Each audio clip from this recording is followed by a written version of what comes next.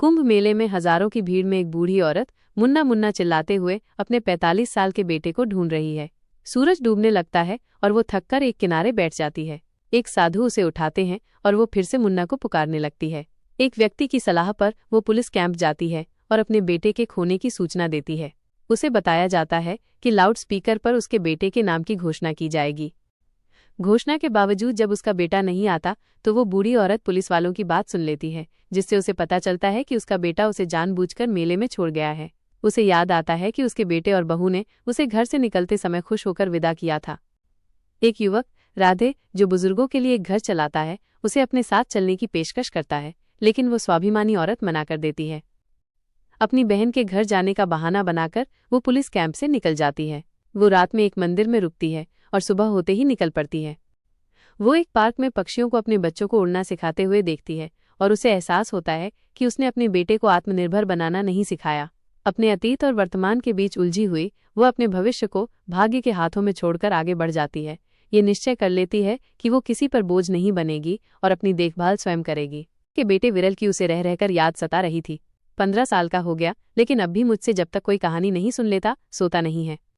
मुन्ना ने जो मेरे साथ किया, क्या सपने में भी वो कभी सोचेगा कि भविष्य में विरल भी ऐसा ही कर सकता है उसके साथ। खैर, जैसी प्रभु की इच्छा, जरूर उन्होंने मेरे लिए कुछ अलग सोच रखा है। बूढ़ी औरत चलते चलते एक जगह जाकर ठहर गई। कई बच्चे एक बिल्डिंग के अंदर जा रहे थे। कुछ समय बाद मेरा विरल भी इतना बड़ा हो जाएगा, वो भी ऐसे बड़े कॉलेज में जाएगा। कॉलेज रोड के उस तरफ था और बूढ़ी औरत रोड के इस तरफ। वो खड़ी होकर बच्चों को निहारने लगी। इन बच्चों को देखकर उसे बड़ी खुशी मिल रही थी। तेज आवाजों ने उसका ध्यान खींचा। एक चाय की टपरी जैसी दुकान थी, उस पर एक स्टोव था। दुकान के अंदर एक आदमी खड़ा था, जिससे कई लड़के बातें कर रहे थे। क्या पांडे जी, कितना इंतजार करवाइएगा पराठे के लिए? 10 मिनट से तो खड़े हैं। बस, आने वाला होगा परमेश्वर। 2 मिनट की कहकर गया था, अब तक नहीं आया। इस बार तो काम से निकाल दूंगा। मेरे गांव का है, वरना कब का नौकरी से निकाल दिया होता। 10 मिनट बाद लेक्चर शुरू हो जाएगा। अच्छा, एक चाय और टोस्ट ही दे दो। बूढ़ी औरत उस दुकान वाले के पास गई। आप कहें तो मैं पराठा बना दूं इन बच्चों के लिए? अरे, आप क्यों बनाएंगी? इन बच्चों को खिलाकर अच्छा लगेगा मुझे। चिंता मत करो, तुमसे कुछ लूंगी नहीं। अम्मा के लिए पराठे बनाना मामूली सा काम था। उन्होंने पराठे बनाकर बच्चों को खिलाए। बच्चों ने पराठे की बहुत तारीफ की। थोड़ी देर में परमेश्वर भी आ गया। ये क्या, मैं गया और किसी और को काम पर रख लिया? ये तुमने सही नहीं किया। हाँ, रख लिया। मेरी दुकान है और मेरी मर्जी। तू साले क्या करेगा? मेरे गांव का नहीं होता तो कब का निकाल बाहर किया होता। अरे, क्यों लड़ रहे हो बेटा? किसी ने तुम्हारी नौकरी नहीं ली। मैं चली, तुम करो अपनी नौकरी। पांडे जी ने अम्मा को रोका। अम्मा, तुम काम करोगी? बेटा, काम तो मुझे चाहिए, लेकिन किसी का काम छीन कर नहीं। काम का क्या लोगी? जितने मैं स्वाभिमान से जी सकूं। तुम्हारा घर कहाँ है? जब से घर छोड़ा है तब से अब पूरा संसार ही मेरा घर है। अम्मा, तुम यहाँ काम करो, रात में यहीं सो सकती हो। महीने का 5,000 दूंगा, रहना खाना मुफ्त। परमेश्वर, तुझे मैं आखिरी मौका दे रहा हूं। तू अम्मा की मदद करेगा। पराठे वो बनाएंगी। सब्जी, मसाला और आटा गूंधना तेरे जिम्मे और पराठा बनाना अम्मा के। समझ आई बात? बेमन से परमेश्वर ने हाँ कह दिया। आज अम्मा के पराठे की शायद कॉलेज के अंदर ज्यादा ही तारीफ हो गई। लेक्चर के बाद काफी लड़के पराठा खाने आने लगे। अम्मा ने दोपहर 3 बजे जाकर ही विश्राम किया। आज पांडे जी बहुत खुश थे। आज के बाद अम्मा को जीने का सहारा मिल गया था। बच्चों की हंसी और कहकहों में वो अपना दुख भूल जाती। धीरे धीरे वो बच्चों को उनके नाम से जानने लगी। सिगरेट पीते बच्चों को अब अम्मा बड़े अधिकार से टोक भी देती। बच्चे भी अम्मा का बड़ा सम्मान करने लगे थे। कई महीने हो गए थे। पांडे जी का बिजनेस तेजी से तरक्की कर रहा था। परमेश्वर अक्सर उदास रहता। अम्मा, तुम बोलती क्यों नहीं? काम बढ़ गया है और सेठ तनख्वाह बढ़ाने को तैयार नहीं। आज तुम्हारे लिए बात करके देखती हूँ। परमेश्वर को बहुत उदास देखकर उन्होंने सोचा कि वो आज जरूर मौका देखकर पांडे जी से उसकी पगार बढ़ाने के लिए बात करेंगी। पांडे जी अब दुकान पे कम बैठते थे। अम्मा पर पूरा भरोसा जो था। शाम 7 बजे करीब वो आते और परमेश्वर को पैसे देकर निकल जाते। आज भी नियत समय पर पांडे जी आ गए। अम्मा ने उनके लिए चाय बनाई। बेटा, परमेश्वर बहुत मेहनत करता है, उसकी तनख्वाह बढ़ा दो, उचित समझो तो। क्या रे, अम्मा के भी कान भरने लगा है तू? अम्मा, तुम बीच में मत पड़ो। आजकल सब्जियां कितनी महंगी हो गई हैं और मुनाफा भी इतना नहीं है, आगे देखूंगा।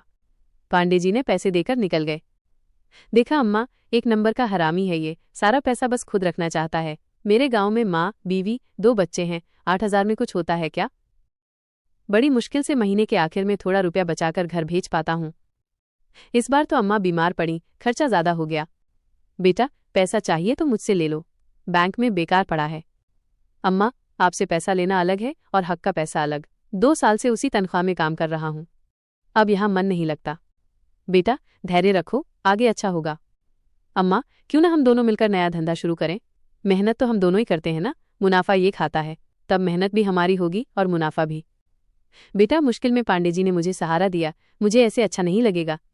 एक बार फिर तुम्हारे लिए बात करूंगी। कुछ दिन और निकल गए। परमेश्वर का काम में मन नहीं लगता था। अम्मा उसका उदास चेहरा देखकर दुखी हो जाती। वो इस बीच कई बार पांडे जी से उसकी पगार बढ़ाने की सिफारिश कर चुकी थी, पर मानो उनके कान पर जूं ही नहीं रेंग रही थी। अम्मा एक गोभी का पराठा बना रही थी, तभी उन्होंने पास खड़े एक गरीब बच्चे को देखा। वो भूखा लग रहा था। पराठा खाएगा? उसने हाँ में सिर हिलाया। पैसे नहीं हैं। कोई बात नहीं, वहां बैठो, मैं देती हूं तुम्हें। अम्मा ने एक पराठा बनाया और उसे दिया। उसने इतनी जल्दी खाया कि उसका मुंह जल गया। अम्मा ने उसे पानी दिया और एक और पराठा बनाकर दिया। उसे पराठा खाता देख अम्मा को विरल की याद आ गई। इतना बड़ा हो गया फिर भी कई बार जिद करता था, मुझे आज अपने हाथ से खिलाओ। पांडे जी की कर्कश आवाज उनके कानों में पड़ी। इसने पराठे के पैसे दिए हैं क्या? अम्मा ने कहा, नहीं, मैं इतनी मेहनत से कमाता हूं, आज दिन में नहीं आता तो पता ही नहीं चलता कि तुम लोगों ने यहाँ लंगर खोल के रखा है। बेटा, मेरी तनख्वाह में से काट लेना। देख लिया तो तनख्वाह में से काट लेना, नहीं देखता तो मेरा पैसा ऐसे ही लुटाती। पांडे जी कुछ और बोलते उससे पहले परमेश्वर बोल पड़ा, ठीक से बात करो उनसे, वो बहुत बड़ी हैं। पांडे जी और भड़क गए। ऐसा माहौल देखकर वो बच्चा आधा पराठा छोड़कर जाने कहाँ चला गया था। अम्मा को बहुत दुख हुआ। वहां बैठे बच्चे भी इस लड़ाई में शामिल हो गए। थोड़ी देर बाद परमेश्वर और अम्मा सड़क पर बैठे थे। पांडे जी ने दोनों को काम से निकाल दिया था। बेटा, मुझे अपनी नहीं, परमेश्वर की चिंता है। मैं तो अकेली हूं, उसके काम से उसके पूरे परिवार का पेट पलता है। अम्मा, तुम मेरी चिंता मत करो, पराठे का ही धंधा करेंगे और इधर ही करेंगे। देखते हैं क्या करता है ये। एक चूल्हे और टेबल का ही तो इंतजाम करना है, कर लेंगे कुछ न कुछ जुगाड़। ठीक है बेटा, तुम चाहते भी यही थे कि खुद का काम शुरू करें। जो होता है अच्छे के लिए होता है। आज रात को कहाँ जाओगी अम्मा? एक बच्चे ने पूछा। जहां मेरे भगवान मुझे ले जाएं। अम्मा, परमेश्वर माने भी तो भगवान ही होता है ना, तो तुम मेरे साथ चलो। परमेश्वर अम्मा को अपने कमरे पर ले गया।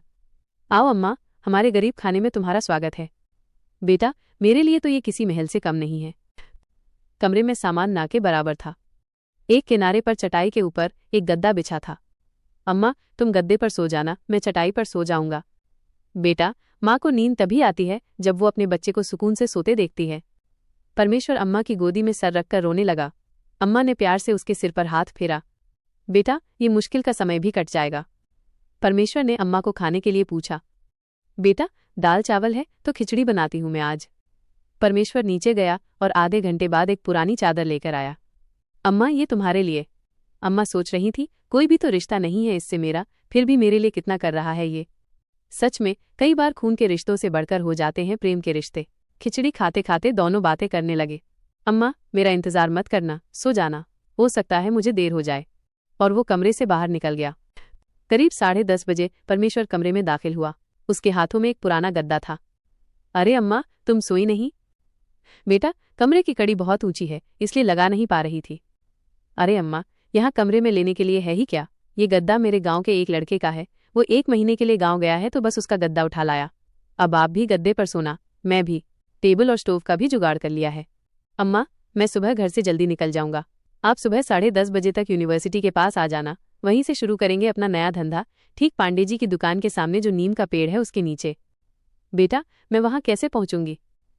परमेश्वर ने रास्ता समझाया और ऑटो के लिए 50 रुपए भी दिए। बेटा, अभी मेरे पास हैं कुछ पैसे।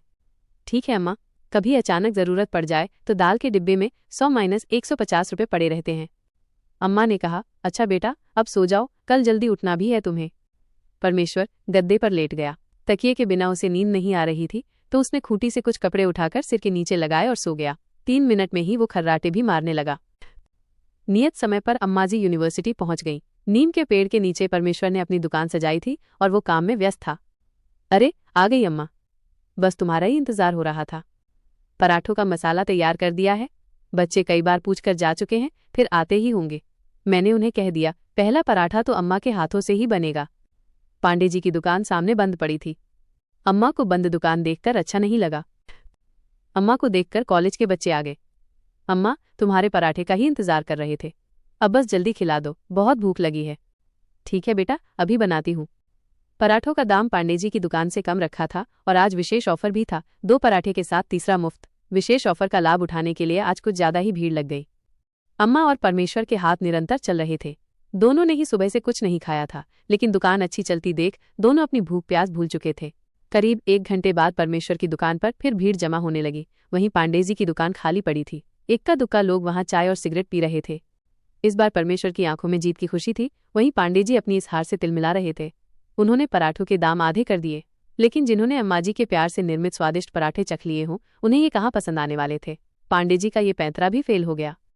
परमेश्वर अपनी जीत से कुछ ज्यादा ही उत्साहित होते हुए अब जोर जोर से बोलकर कस्टमर को आकर्षित करने की कोशिश करने लगा। अम्मा के हाथ में है ऐसा स्वाद, जो चखले एक बार, खाए वो बार बार। काम करते करते कब शाम हो गई पता ही नहीं चला। चलो अम्मा, अब घर निकलते हैं।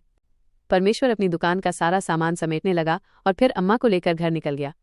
घर पहुंचते ही सबसे पहले उसने सारे रुपए निकालकर गिनना शुरू किया। अम्मा, जानती हो आज कितनी कमाई हुई है? कुल 15,000।